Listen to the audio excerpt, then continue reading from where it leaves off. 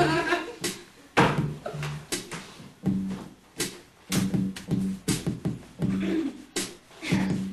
on.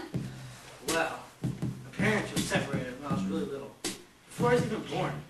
Sort of a one-night sort of thing, except it was in the day, and I met her when my mother would watch my father pass by every day. Anyway, I always knew who he was. I'd see him pass by every day. Of course, who doesn't?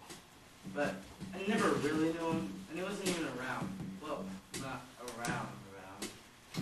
Where better might we find a more precise illustration of the dangers of premature initiation than from this ancient tale of alternating parental indulgence and neglect?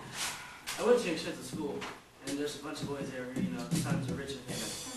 And one day, this kid, Epiphanes, goes to me, "Oh, so fame, blah, blah, blah, who's your father, what to do, blah, blah, blah." So then I tell him my father's a son, and he's like, "Oh, tell me another." So I say he's a son, he's Phoebus Apollo. Basically, he just trampled me and beat the crap out of me like I was lying. Neither his own opinion of himself, nor the regard of him or lacked it in his peers, obviates the father's primitive role as initiating priest. Now, it cannot be contested that the absence of this figure is, for the son, an almost irredeemable loss. So I go home and say, "Yeah, Mom, this happened, you're not at school."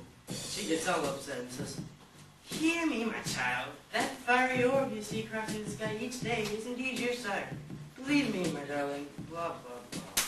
When he matures beyond the customary eating of the mother's breast, the child seeks to individuate beyond its enfolding gate and turn to the new symbols of adult vocation, thus beginning his spiritual passage from one sphere to the next. So she tells me to go over to the valley where my father goes to work every morning and set things straight, have him do right by me. So I set out, and it's hot, and it's dusty, and the hill is steep. But this passage is never easy. At the door is my dad's secretary. It says the days, the hours, and the century. But they recognize me and say, "Oh, go on, Evan." And there he is, all shining and golden. You can't even look at him, he's so bright. And you know what he says to me? What? "My son, You're welcome. Speak fame Speak fame to your father." I can't even tell you what this was to me, so I just told him everything, just spill my guts. And he listened to me and said, "Let me grant you a favor. Whatever you ask, shall be yours." And he swears. The conventional exordium of the initiate related to realized potential is inevitably accompanied by the radical realignment with his emotional relationship with the imago of parental authority. Now, there's only one thing I want. I mean, it's obvious, right? Oh, yeah. It's like, "Give me the keys to your car." Immediately he starts backpedaling, saying, "It's his my job, job. and no one else You can can't do do it." it. I look up at the sky, there's a bull, a lion, and There's a a scorpion. scorpion. Say, give me. Say, "Give me the keys to your car. It's my turn. I want to drive it myself across the sky."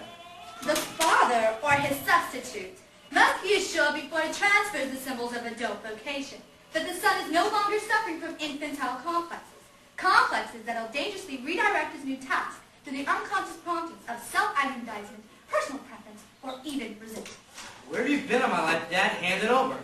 So he hands over the reins, but won't stop giving me advice, like, Don't fly too high, nor too low, stay in the tracks, go slant-wise, and on and on. But I didn't listen. Myths are the earliest forms of science. It was over before it began. It's chaos, out of control, as if no one was driving. My knees were weak. I was blind from all the light. I set the earth on fire and I fell. It just destroyed me, I was completely, utterly destroyed. O-V-E-R. Over. It has been said that myths are public dreams, but dreams are private myths. Unfortunately, we give our mythic side scant attention these days. As a result, a great deal escapes us, and we no longer understand our own actions. So it remains important and salutary to not speak only of the rational and easily understood, but also of the irrational and the ambiguous, to speak both privately and publicly.